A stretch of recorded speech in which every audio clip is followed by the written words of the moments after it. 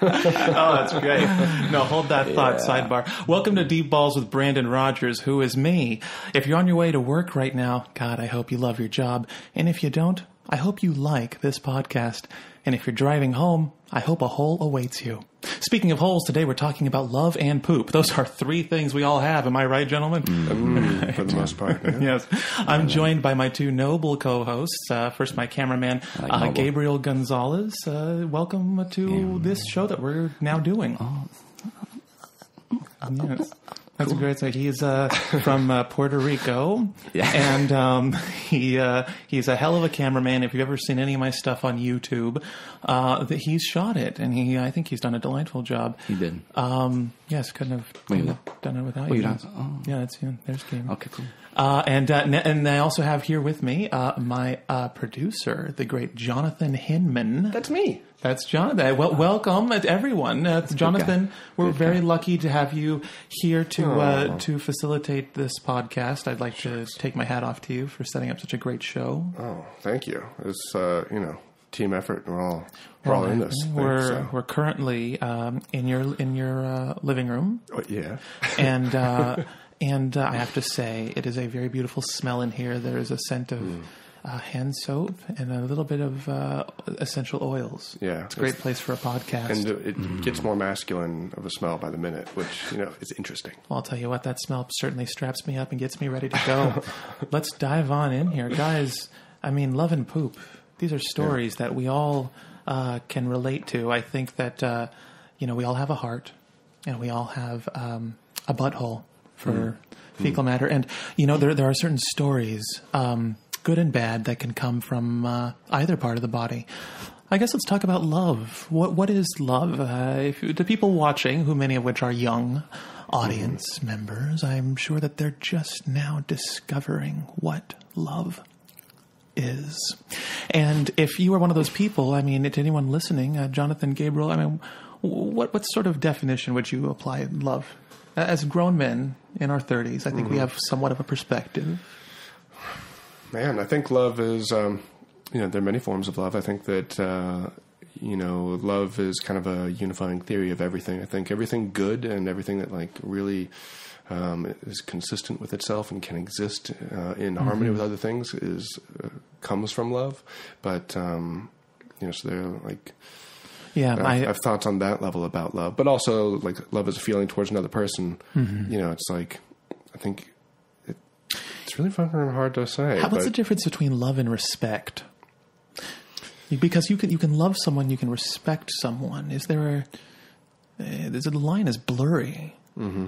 Yeah, that's a good point. I think maybe love is more consuming, and respect. It's like respect and love. That both times you feel a oneness with that person, where you're like, I understand you, but with love, it's and our paths are joined. Whereas respect is not necessarily is our souls are going to exist in harmony moving forward. You might go do your own thing. I respect your journey, but it's not with mine. I don't need to. But we're not in love with each other. Yeah. Yeah. Love is a pretty strong word. Love is a word. Love is a word, yes. Gabriel, by the way, for those of you who don't know, is the voice of Ignacio. That's completely imaginary. And completely... Dude. Don't even start with me, okay? Dude, what are you doing on this podcast, man? I don't even... All right. Wait, even before any more questions, officer, nothing that we say out loud here is going to be held against me in the court of law, all right? Yeah, first that means that's how the law works, right? Yeah, if I say it right now, good catch. Nothing we say is going to be held against me. You heard it, ladies and gentlemen. That is a Gabriel Gonzalez guarantee that things are going to get juicy. Well, more in the sense that I'm contracted to be okay. Okay, immunity. We all have immunity right now. Perfect. Yes, I would like to instate that. Yes, we all have personal lives. Okay, just because you happen to be listening to us doesn't mean that you don't have as many faults as we do. Yeah. So, listening to the show, you will hear opinions and you will hear certain choices that the three of us have made. We are just three simple human men, 6 balls, 3 mouths, deep ball. Approximately 1.5 penises. And here's the thing. we're all just human. So yes, Gabriel's right. Going forward, I think it's good to note that we just are being held not accountable for anything we say we've done. I think this is a safe and place. that's really the responsible way to go about it, I think. Yeah, I think you just. I think this is a don't be safe place. You do agree? You agree? Both of you agree? Yeah, I agree. Yes. It's a safe place. Okay. Yes. Well, yes, love is our topic of the day, along with feces. When you think of love and shit, you have to just draw a story straight out of the hat. What comes to mind first? Either of you, love or poop? Which one holds a higher ground? I mean, love. Love is like I'm always. I was going to say shit. Yeah, I thought you. That's interesting. It's like a very specific poop story immediately comes to mind. I'm just like, oh god, I love a good old poop story. A good poop story is satisfying. It feels like love just immediately becomes a cloud of like, and I should be paying attention to love. Like I should be thinking about what how love is and how to get more of it in my life. But that's like a big idea, and I'd rather focus on this tiny little poop story. Well, I don't know. I mean, I have lots of love in my life. I love both of you guys. But you shit every day. But I shit every day. That is true. That is, love comes and goes, but shit is a constant. It's consistent. Hopefully it's consistent. Hopefully you're not eating too much of one ethnicity. I just saw. I didn't read it because I didn't need to read it. I read the headline and I think that was enough. But it was saying. How many times is it good to shit a day? How many times?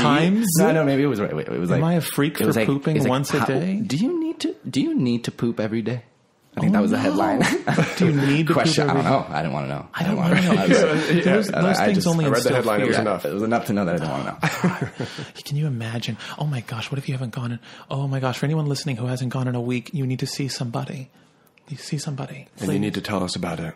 And yes, please email us at what is our email again? It's deepballspodcast@gmail.com. Deepballspodcast@gmail.com. You got a great poop story? Oh, send it in. If you got a great love story too, send that to Hallmark. But if you got great poop stories, send that to us because we are fascinated with your feces. We want to hear from you.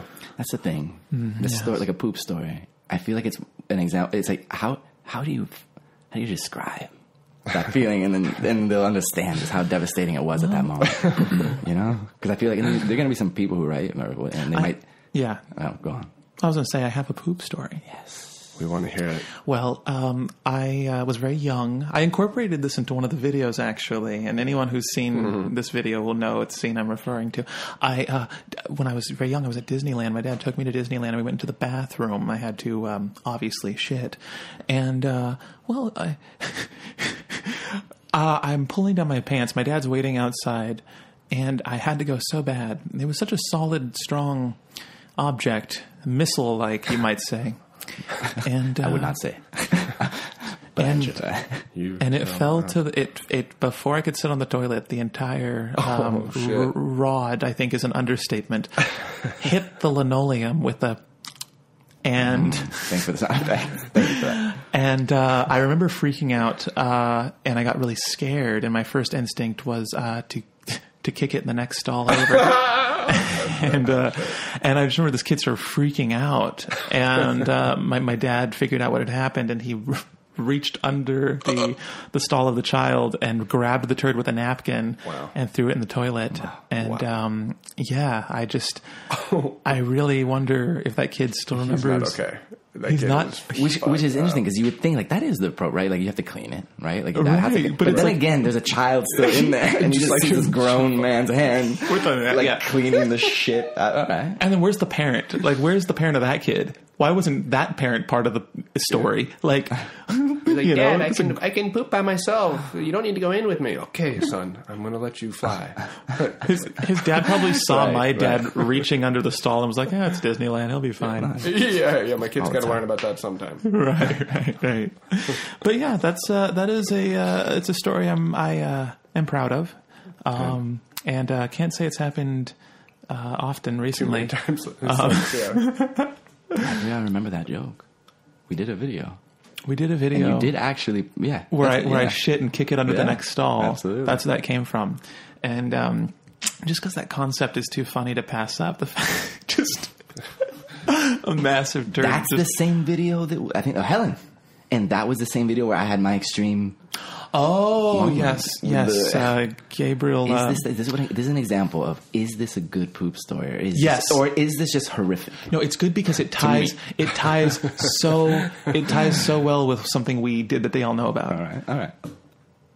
The Helen video. So those of you who don't know, we did a video on YouTube called Hall Monitor Helen. This was one of the first videos Gabriel and I shot together.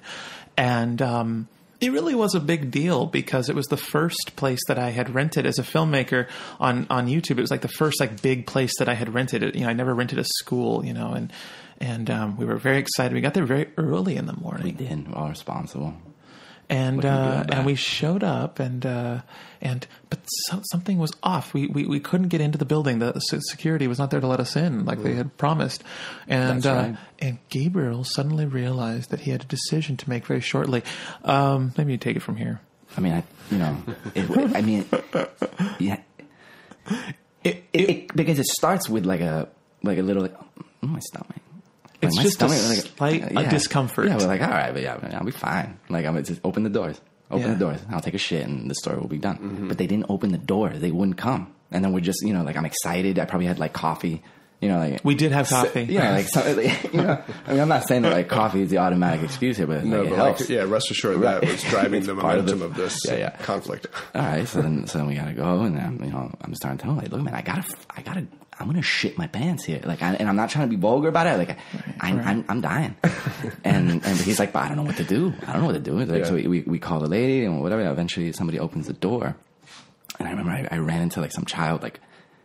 PE with physical education, like one of those like outside bathrooms, and I go in. The first thing I see as first thing I see is my own shit because I'm taking a shit. But then the second thing I see is like poop on the stall walls. Oh my god! And I was like, but they're high. Like these are children, but big children, like old children who should know better, right? So I was like, all right. That is disgusting. Wait a minute. Why was that story good? Because there was shit smeared on the fucking bathrooms. That is disgusting. Because you felt good about that. You're like, yes. More in the sense of like, it definitely made me appreciate my own situation a little bit more. Because I was like, damn, like this is a place of like dirty. This is where it goes down. Yes, like the school. I'm the least of their problems. Right. And it's not a bathroom you would every day find yourself shitting in. Like that is once in a, like, how often do you shit in like an elementary school bathroom and get to examine the bathroom stall? It's like when it's also covered in shit. Like, what a taste of child culture that is. And maybe there was another part of it, which was because I had been in physical pain, whatever the hell was going on. I've never experienced that. Like that really was. I don't think I've ever needed to take a shit that bad and not gotten it. And coming back, you guys are both looking at me, squinting your eye, like, this is the juicy part, all right? Is that a bad word to say shit in the same sentence? I don't know, you tell me. But how good I felt afterwards. Yes. Where I was like, I just released the Kraken. Yes. Or whatever, it's like, now I can just fly. Such a good feeling. You feel light. You feel free. There's like cuffs have been taken off of you in a way. Yeah. And then we made that video. And then we made one. And I laughed my ass off. I mean, not to, it had already been blown away. But puns all around. Puns for days. Oh my god, that's funny. I got it just now. I wish I hadn't.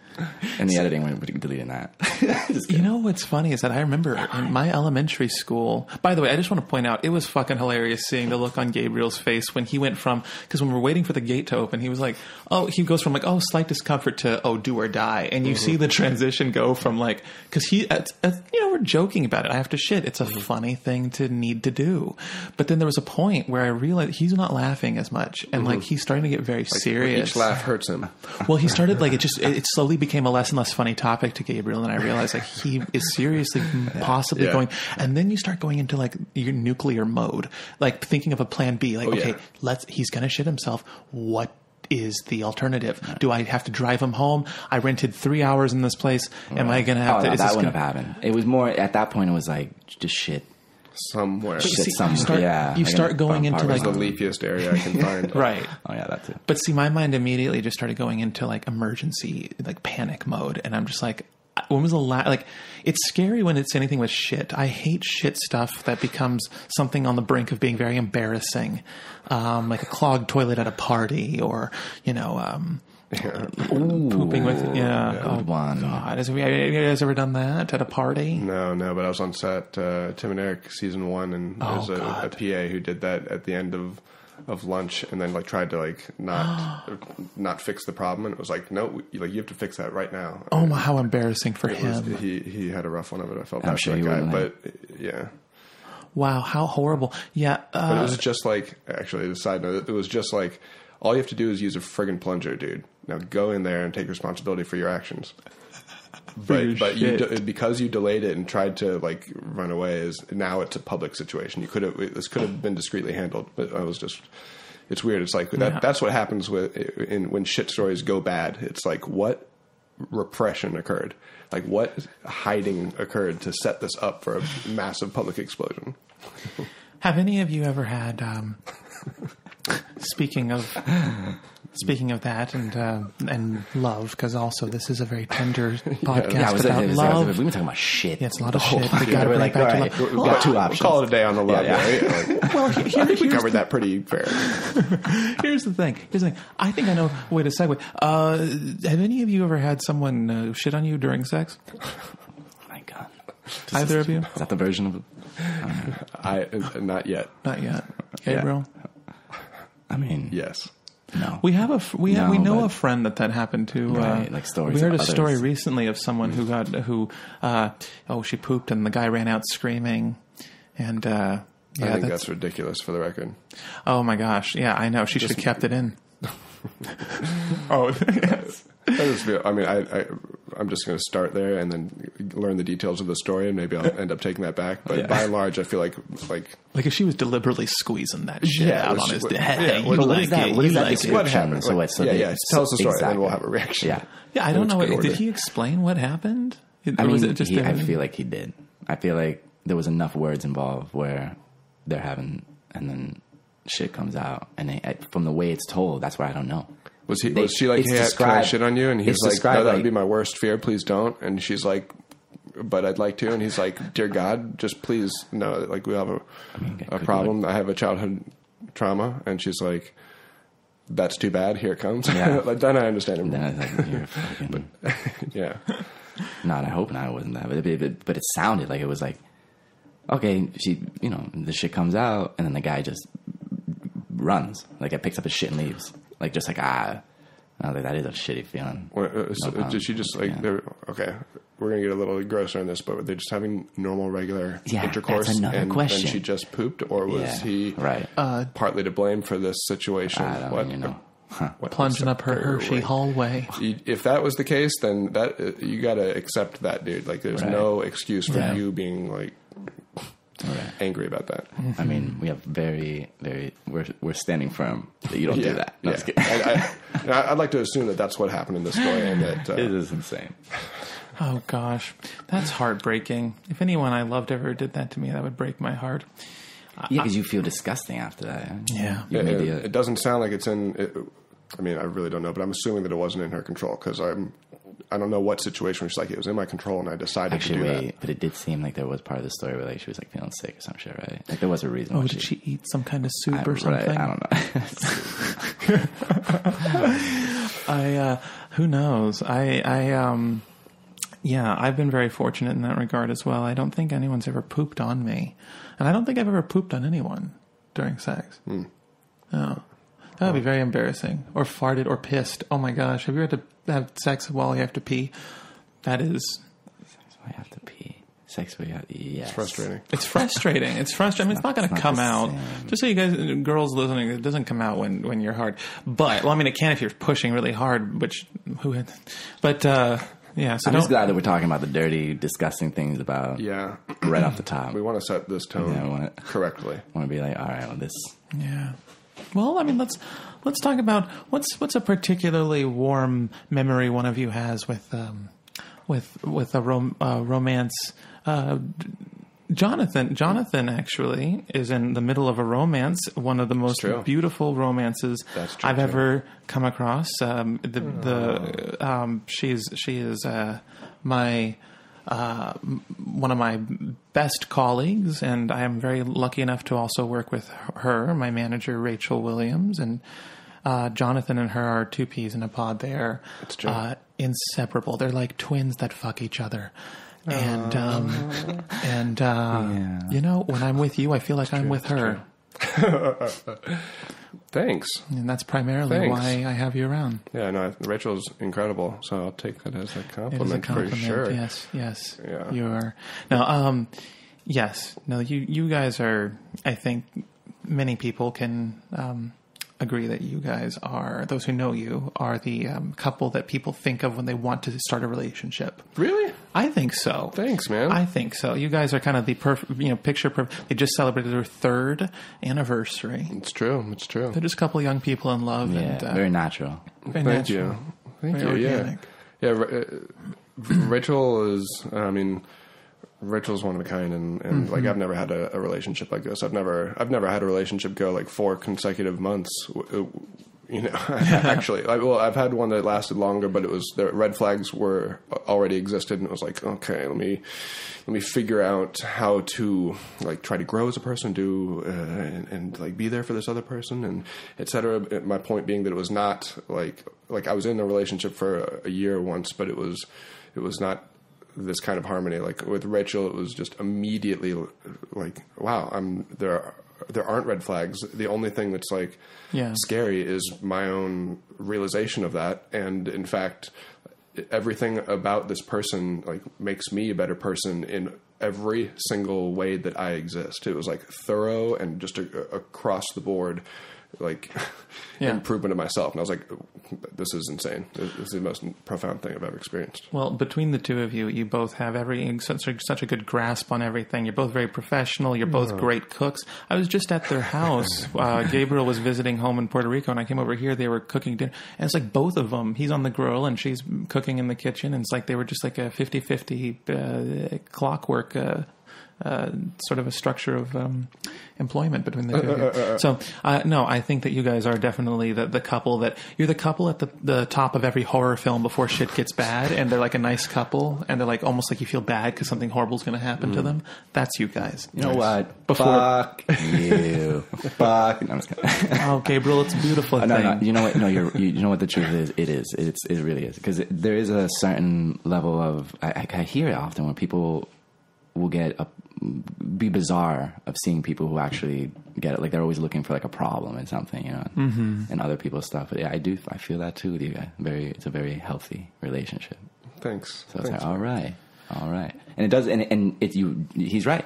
Like you do look up to it because you have to when you recognize that. Like I've only seen it with my parents and maybe a few other people. And yeah, I'm not going to say that I don't know what your relationship's like. I really don't. But from our point of view, yeah, it's like, all right, that's a good relationship. That's one that I would want to be in. Yeah. Thank you.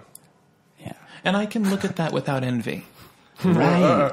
Like, because I do often get envious of people. It's one of my downfalls. Is I look at people and I think, oh, they have that. Why can't I have that?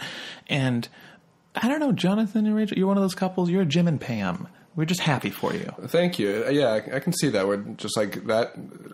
That feels like a quantified thing. It's Jonathan and Rachel, and like that's working for them, and it's very much like the identity of the two people is the identity of the relationship. If that's making sense, where it's just like it feels like our thing, even to me. Wait, though, there is a certain element though that she gets along with us so well too.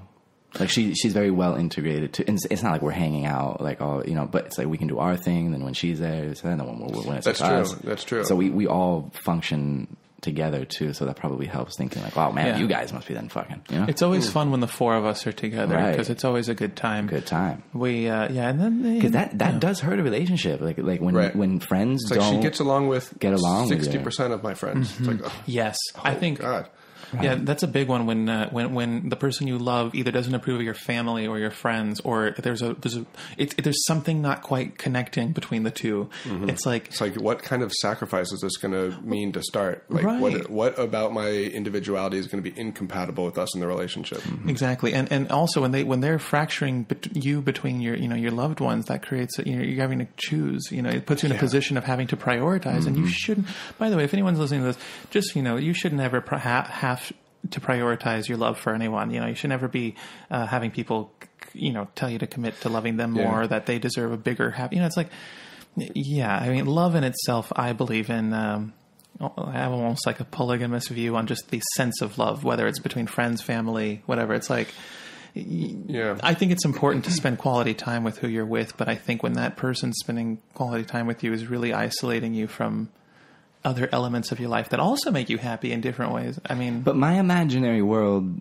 is it like it all works out together. And I feel like in my real world, my real life relationships, there was always a difference between me and them. And so then, not in the sense of like more or less, but simply genuinely just, it didn't flow together in every aspect. It's like, okay, well, I got my friends here. Even friends have groups. You know, we these are good friends for this, and you know, other friends for this, and blah, blah. And it's not like for this; it's for life. I totally different circles that you do different things with. Yeah, and so I feel like what's sad about it sometimes is that okay, so my logic is telling me that it's okay to have a separation, that I can have this here and this here, and they come together and they form my reality. But there is a problem to me of not being able to, at least, so that when you do open the door and they are part of this other world, that that works too.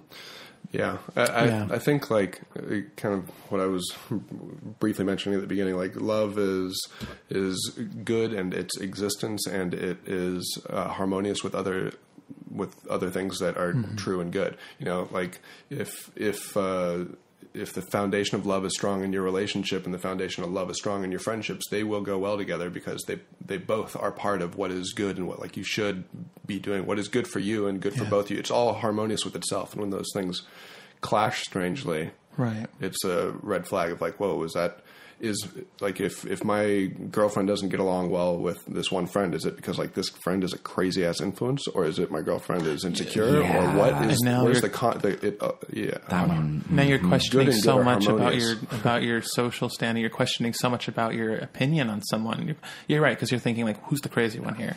Right. What's wrong in the whole equation? Is it the way I'm integrating? Am I the problem, or what? But it alerts you to like something is not harmonious, and love and good are always harmonious with each other. Well, I want you to tell yourself this, Jonathan.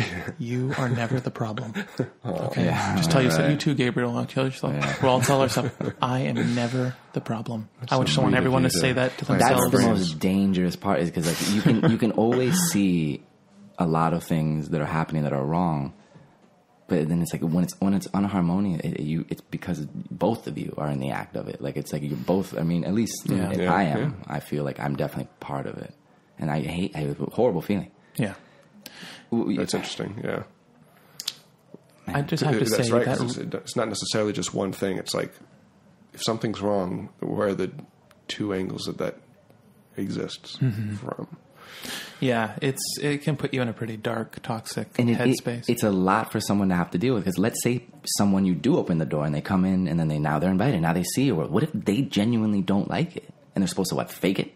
They're supposed to. I see a lot of times what's happened where if I have a girlfriend that I try to introduce into my life, they see it from such a topical level, like they, in the sense that it's all just a first layer. They're not seeing what I'm seeing, which is like the big picture. Like look at the world of these people, the way that they think and the way that they express. And I love these people. I'm trying to invite you into this, and then they'll leave it and they'll just have like this like one worded comment of, oh, this person's this or this person's that, and it's like, wait a minute, you were seeing that? That was the tip of the iceberg of the entire impact it made. My it's like goodness. They just saw like just that much of it, right? And then it's like, well, then. All right, so then now the second time I invite you, is that going to be fucking fun for me? I don't know. I don't think it will. What sucks though is like you said earlier about like you can't really change their opinion. Like what are they supposed to pretend that they like it then? What's like you can't force someone you're in love with to like everything you like. Now, what if you fall in love with someone and then you start crossbreeding your friends? Is that the right? And then you realize they don't get along with any of my friends, and then it's like, fuck, I'm already committed to this person, and they don't get along with any of my friends. I've been there. I think a lot of us have been there.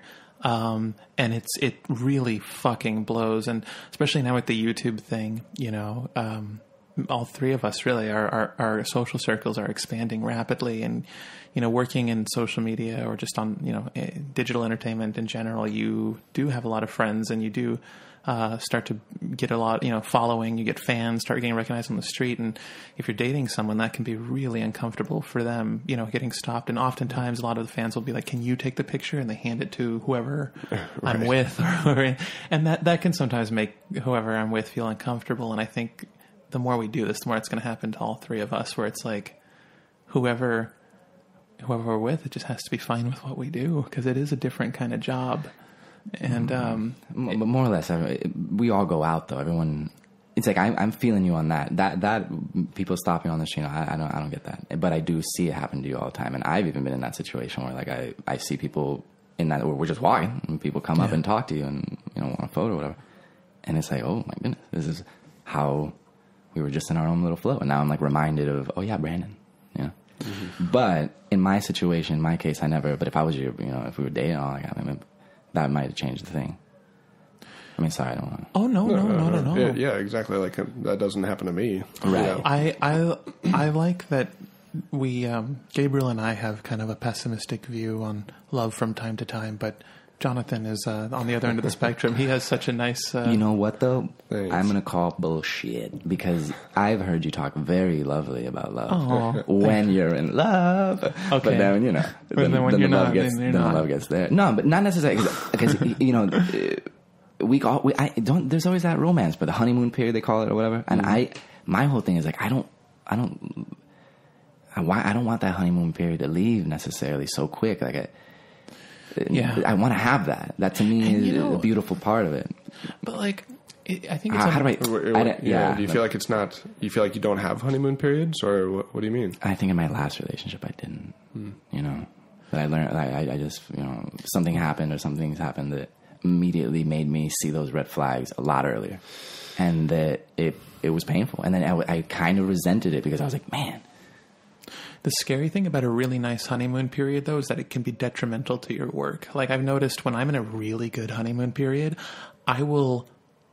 love will be the top priority, and I will be late to whatever else I'm going to. I will like ditch other plans I had of people just to be with this one person. Like, I'm the kind of person who it's like, oh, if I really love this person, I will basically sabotage my own life just to be with them all the time.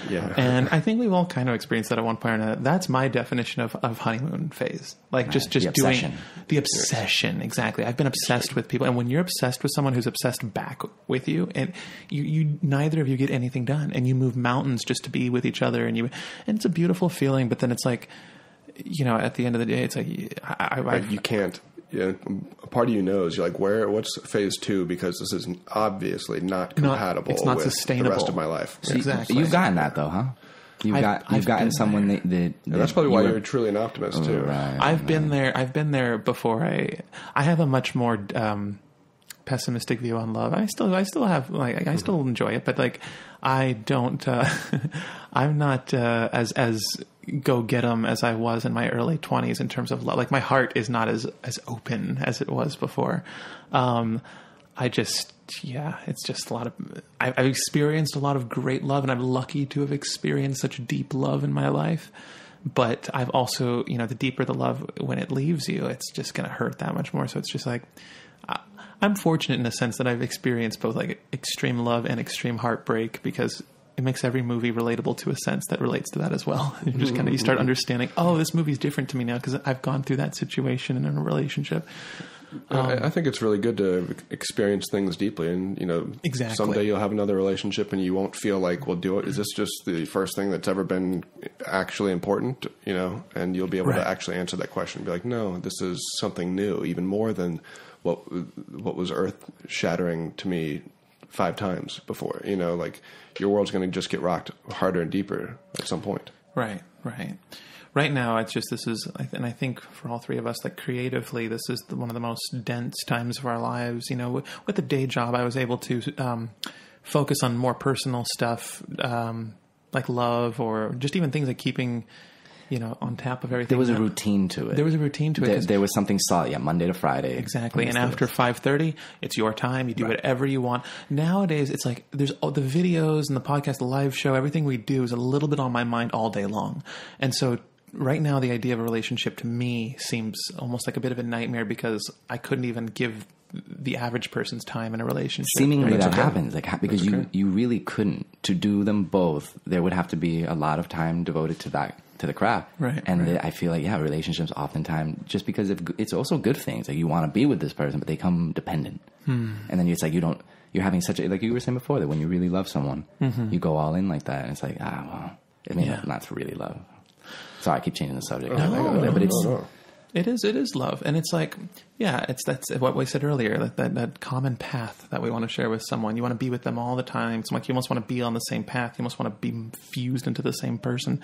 It's like, I don't know.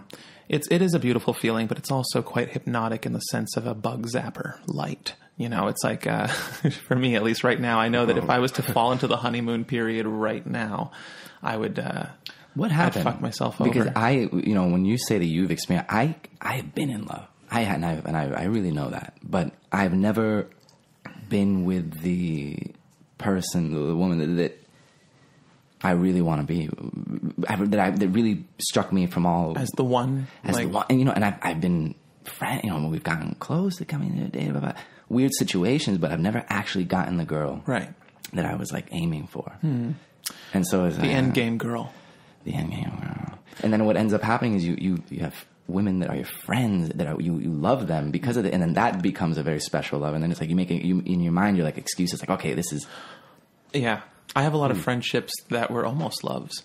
You know what I mean? Like people that were like, oh, this could be going down that path, and then it just kind of stopped and we stayed friends. I have a handful of friends like that. But why did yours end? Like, why did suddenly? Okay, so let's say if I did get one of those, if from what you're saying, it sounds like eventually that still will go away. And it'll turn into something else. I don't know. Jonathan and Rachel are living proof of like a happy ending, I suppose. Not to we're young. Yes. Not to be mean. No, and I was being agree. But no. I think we're not married, for instance. Right. We're not. Right. But I what I'm saying is that like it sounds like Gabriel means like short term stuff, and there is beauty in the long term, is what I'm saying. No, I didn't mean short term or that. I meant in the sense of if why would that leave? Okay, because you're saying you've told the story now that you actually did get the person that you're crazy about. Oh, yeah. Why did you don't have to get into details. You can become crazy and fall for someone before knowing everything about them. Like there was one guy in particular that I was set to marry. Like I knew I was going to marry this guy.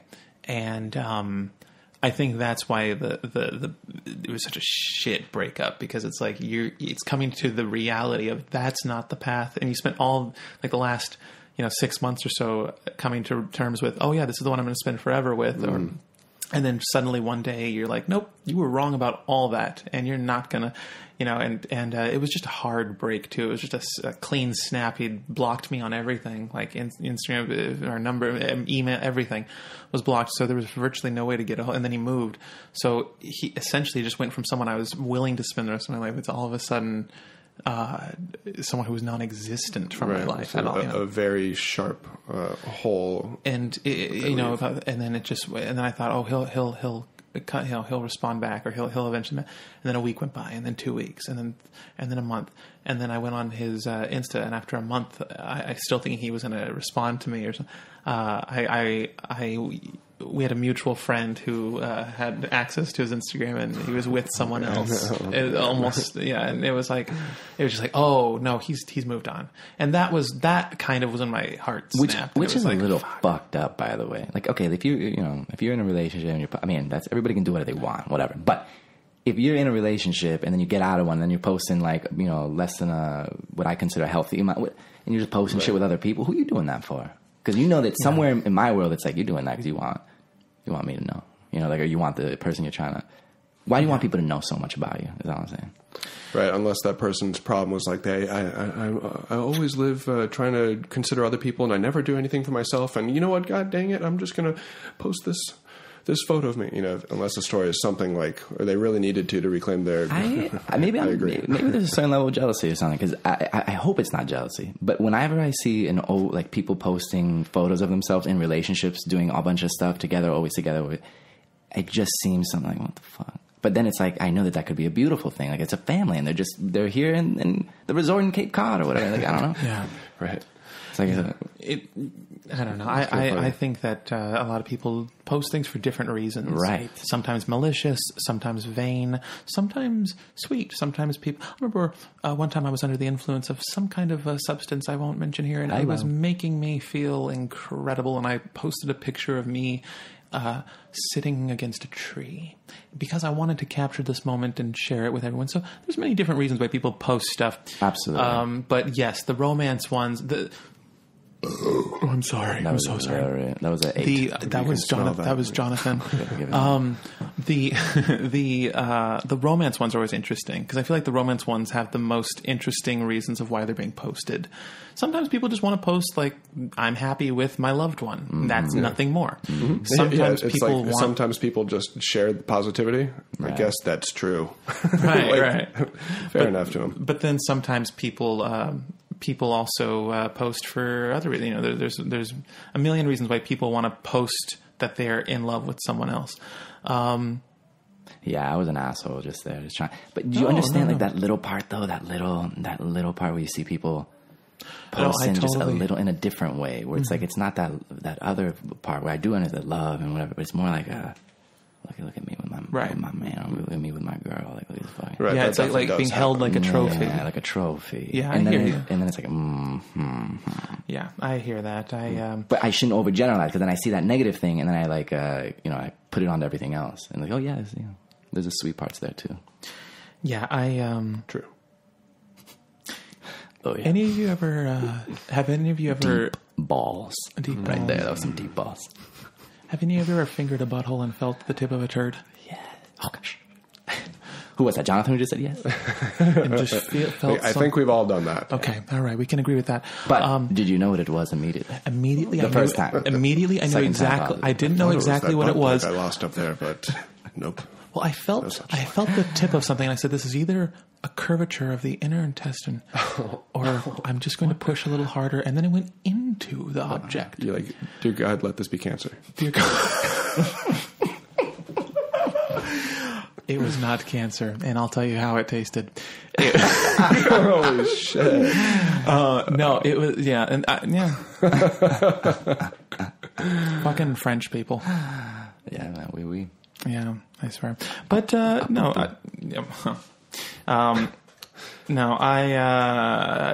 was. That's funny.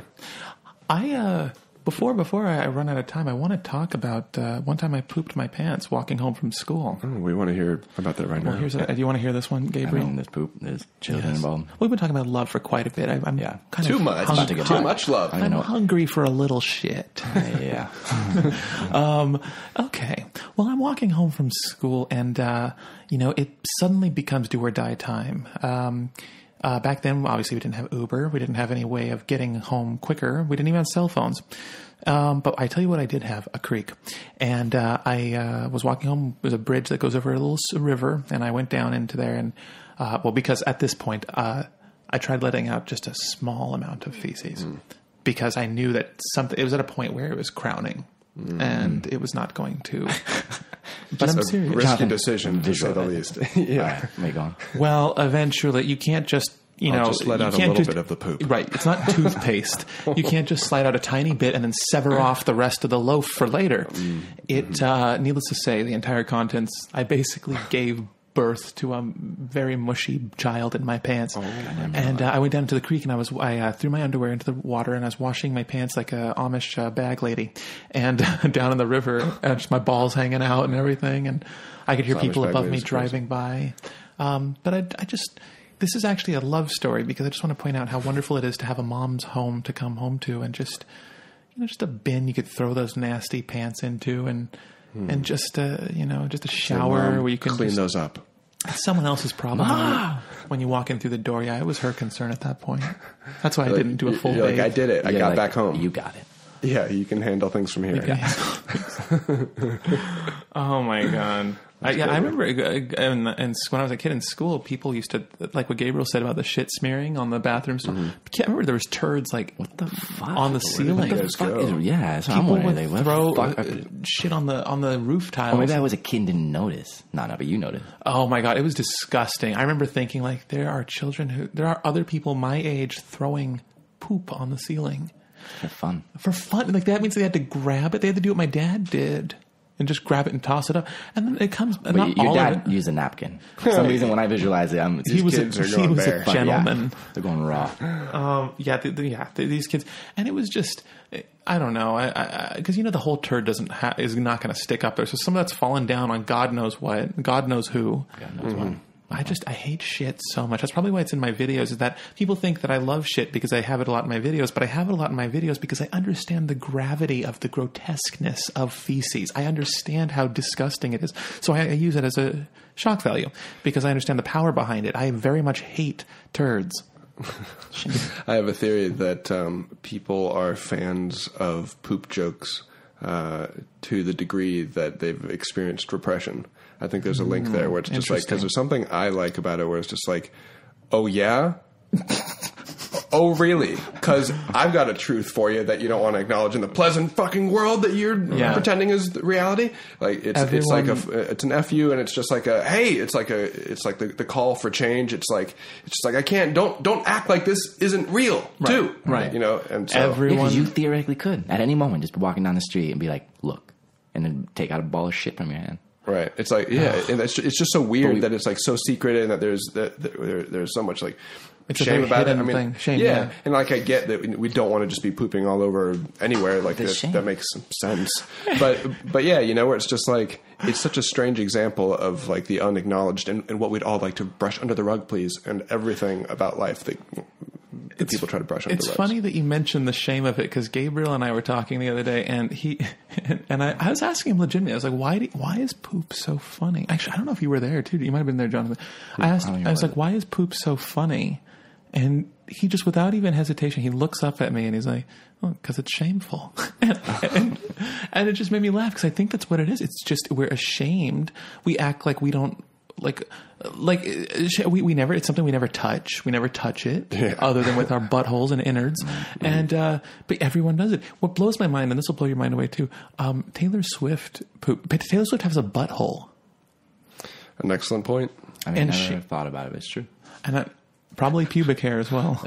That blows my mind. Even she makes something that's shit. Pubic hair is fine, but around the butthole. Oh, that gel. No, on Taylor Swift, it's fucking my head. Yeah, we're gonna need some fan art for this. Yeah. Please, Taylor Swift's butthole. Her butthole hair. Adjacent. There's got to be a picture somewhere of her butthole. Well, maybe we'll find it. God, I hope not. Yeah, no, but how long have we been talking, by the way? 47. 47. That is not too bad. That is not too bad. There's got to be other poop stories. Any of your friends ever poop in something? My favorite poop story that I'm 1 degree from is my sibling, Elise, who is awesome. They're in second grade. I forget how it happened, but it's essentially like Elise is like, "Can I use the restroom?" And the teacher's just like, "No, not right now. Like, you need the hall pass. Blah blah blah. Bureaucracy and rules. Like, you can't use the restroom right now. I got to finish this." And then it's building out at recess or like at the first break, and Elise just has to go, and they're not allowed back inside. Like, "Can I go in to use the restroom?" Like, "No, this is like first break recess time. You have to stay out here." And Elise is like, "Well, I got to shit. Yeah, I got to shit." So it's happening. Yeah, and Elise is just baller. They don't care. Jonathan, second grade Jonathan would have shit his fucking pants. And right. Gone in. Elise goes around the corner, shits in a hole, covers it up, and it's like, boom. Problemo solved. Boom. But then an hour and a half later at main recess, comes back out and just like doing their thing, and then some kid's like, "Hey, like there's a poop over there," and everyone like runs over, and Elise is like, "What?" And he goes over with it, and they're like pushing it around. Like She's like, what? In the circle, watching kids play with their shit, and just like pretending like, whoa, crazy, and just like meditating on like watching their own shit get pushed around by kids. Wow. That is fucking hilarious. I remember, I would have been one of those kids with a stick, like poking at it. Yeah, and like looking up, like, hey, isn't this crazy? Some other kid's like, yeah. Seeing a piece of shit was like seeing a pair of boobs on a statue, or seeing like a butt. Wow, yeah. You're just like, oh, we're not supposed to be seeing this. Exactly. Let's prod it. I have this isn't either a poop nor a love story, but I have the weirdest memory of I must have been 7 or 8 years old.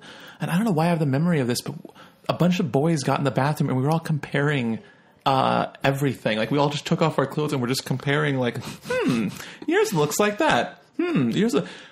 And like I just never thought twice about it until maybe a few years ago, and that thought crossed. What? Yeah, We just fucking rewind for a second. we were just in the bathroom, just like comparing dicks, essentially. Just Right. like, oh, yours looks like that. Oh, yours is a different color, or yours is uncircumcised. And, What? and I think back on that, and I'm like, what the fuck? Like I was only. Is that what kids do?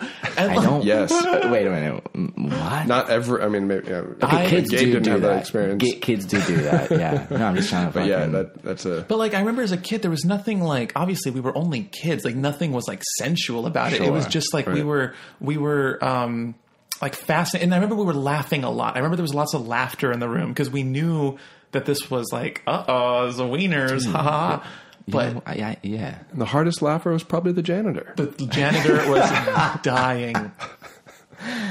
Oh fuck! Oh, I have a great guy. I have Can't a poop remember story much with about the him. janitor. The janitor.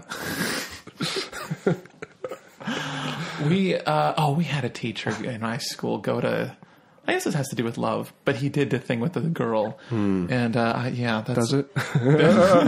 Isn't it? Oh my god! Isn't it? Yeah, we've all had that. Like not just What, Me teacher? Too, but A but rapey it's like janitor? before Me Too, like we were aware. And not that there's a ton of quotes there, but very it's like true. we've all experienced it. I Like, did- oh I yeah, I did go know to- a lot of teachers been fired for Yeah. fucking kids. I think at one of my schools that did happen, but they didn't. They fire them. And then they retire or whatever. Yeah. But They're nobody supposed got to be involved. teaching my daughter civics, not fucking her in the ass. I don't know, man. It was fun. And then I remember I was a teacher at a school one time, and there was this teacher, high school teacher. There was social studies, and keep in mind that when you're a teacher at a high school, like you usually know these people for many years sometimes, And he had a reputation for when they graduated. Right, here's the iffy ground: student would graduate, man. and then he'd date them. Right, so then it's like, all right, they're legal age, blah blah. They're still in the same area because over there it's like you go to university, almost right next to where you studied, and so you could still have a relationship with it. So it's like, and the school kept them. Wow, you know, there is. I mean, that's the end of that story. Did they get married? No, man, of course not. No. And he, like I said, it's like Right. It's like He he didn't break any laws, and he didn't break any official codes of conduct. It was just gross. Right. Yeah, it's just the Right. Don't date students. Deal. Oh gosh, that's never usually a good idea. But I don't know. I would have thought that by now more of my friends would be getting married. Yeah. Isn't that weird? That I feel like when my parents were this age, a lot of people were settling down, getting married. Absolutely. I mean, we really are the generation of prolonged youth. Jonathan and Rachel are the close to a domestic couple that I know. And we're not quite. And we're not, and they barely know each other. Close.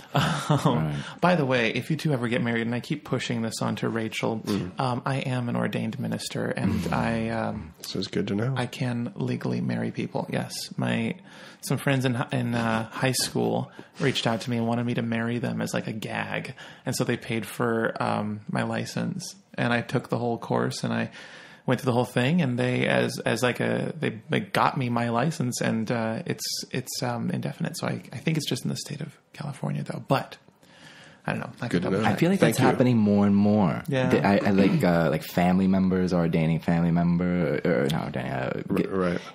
Because I remember when we were younger, it was a Catholic. You go to You go to a church and you right, get some stranger to tie you together. Right, and it was that part of it was the official church part, and then after that was the after party, and that's where everybody does the reality of life. But You had to check in with the church. But you had to check in with the church, and then actually, since I've gotten older, it's less. I don't remember last time I went to a church wedding. Yeah, I think that's great. I think it's like people are like, you know what? More specifically, here's an institution that matters to me, even if it's just my friends. You know, Yes, and that's cool. I'm down with it. Yeah, Yeah, and everyone should just love everyone. I think Everybody love everybody. Yeah, do it now. It is important to remember to love. That's one thing that I've really learned this summer. I think this summer. Now that the summer's coming to a close, I think we all can kind of look back on hindsight. And I've been working a lot on love this summer. Not love like romance, but just being happy with the people in my life and the people I see every day, and just finding completeness, wholeness. Compliance. Compliance. I think complaining things today. Wholeness with what's already in front of me, rather than trying to look outward. And so, yeah, I think my heart is definitely full of love. And the best part is that it's the kind of love of family and friends, the kind of love you don't have to check in with at 8:30 at night when you're still with your friends, or the kind of love that, sorry, Jonathan, I know this pertains to you, but I just don't have to go through what you go through. And so for people who aren't quite ready for a relationship, there is plenty of love outside of the realm of romance or sex or kinks or incest. You don't have to have sex with the people you love. Just feel their heart, and that's the only organ you should touch. Wise words. And with poop, I feel exactly the same. I don't want the best of my poop stories to be behind me. No. Snap, snap. And I really want in the future, I hope to... I want to poop at a party and have to climb out the window instead of take responsibility and face the mess. You guys, let's make a pact that within 1 week we'll have a great poop story to share just with each other. Oh, yes. Oh, that would be great. Let's really get irresponsible. As the days tick down and you don't have a poop story yet, just poop in something you're not supposed to poop. Yeah, make it happen. A screen door, someone's shoe at a pool. Poop in somewhere a turd is not welcomed. Mm-hmm. And that goes for everyone out there listening. Poop somewhere where you're going to create an issue. Right. And I want to hear all about it. Mail us at deepballspodcast@gmail.com. Heck yeah. And tell us about this shit. For legal reasons, nothing we said can be held against us in court. Right. I think that's how the law works. I think legally, we clarified that. When you say it, it works. Right. And it's so now done. that we've said it now, it's like, yeah. Yeah. Yeah. Obviously, don't no one break any laws. We're not endorsing that. Do things safely, but don't let that envelope get just unpushed. Right. Yeah, let's get fucked up here. And not in a good way. Good way. Oh gosh, I'm so much looking forward to this. I was a little scared. I've never done a podcast before, and I don't listen to too many of them. I've been on a few, but having listened to this first episode, I think I agree with the rest of the audience when I say this is the best podcast I've ever listened to. Yeah. Truly. I have to agree. And I have two of the greatest co-hosts with me. I'm very excited to have you guys. And for those of you who aren't familiar as much, the YouTube videos that I make, it really is a three-man show. It really is Gabriel, Jonathan, and myself. We work with a lot of great, amazing friends who you'll all meet listening to this show. I'm sure at some point or another we'll bring in people from our videos, but it really is a three-man production. And I'm very lucky that I just also happen to work with a crew who are great conversationalists. So thank you. I have a feeling I'm going to listen back and be like, I hate me now. Right. No. This is about love. Oh, yeah, that's right. Love yourself. Love yourself. Next week we'll talk about and I want to hear a good poop story. Next week we'll all share. Next week's topic will be reviewing this episode. Yeah. Reviewing this episode. How much we poop and how much we hate ourselves. Yes. No, it's oh gosh. We certainly, what a deep podcast. We got really deep. We got really ballsy. We got really gross. And we're going to start some new things trending. Yeah. We're going to start some new trends. It's going to be a wonderful time. And, I would like to actually thank most of all you listening to this. I hope you're home by now. And if you're on your way to work, I hope you got there on time, without ending this podcast. And, it's just, it is a very tough world out there. It is a very sad place we all live in. I hope that in this time of your life, you are finding solace in our voice. We have, and since you guys have been listening, it's been about an hour or so. Yeah. In that time, 120 people around the world have died in a car accident just since you've started listening to this podcast. Maybe you. 100, maybe you. If this is still playing, I hope the paramedics have arrived. But don't laugh. Stop what they're doing to listen in. If you're laughing at that, it's not funny. It is a sad world we live in. Approximately 480 Americans have divorced each other since you have started listening to this podcast. But what's even more depressing is that an average of 620 Americans have gotten married. 95 million pounds of feces have been shat out worldwide, and Logan Paul has made enough money to give us all a sex change and back again just for fun. It is a sad place we live in, and if we were able to get your mind off of this cruel and heartless world that you have to go back into, even for just a second, then by God, I am proud of the work we've done here, gentlemen. Yeah. I'll take that. It was or give that. Close to worth it. Oh, very close. Very close. Closer than a blue ball. Good as you can come to things being worth it. Oh, yes. It was a close call. Almost. To almost. Cheers. Well, guys, I would like to extend my heartfelt thanks and eagerness of the rest of the series with both of you. Yeah, super fun. Please, everyone at home, no matter where you are, no matter what you're doing, please give my co-host a round of applause. Gabriel Gonzalez, my cameraman. Oh, yeah, both hands. Jonathan Hinman, my producer. Oh, we've had a great time. We're listening. Yeah. You better be clap louder. I am Brandon Rogers, and I deeply hope you've had a ball here with us. Good night. Anyways, let's go back to laughing. This is great. Oh, it feels good. Yeah.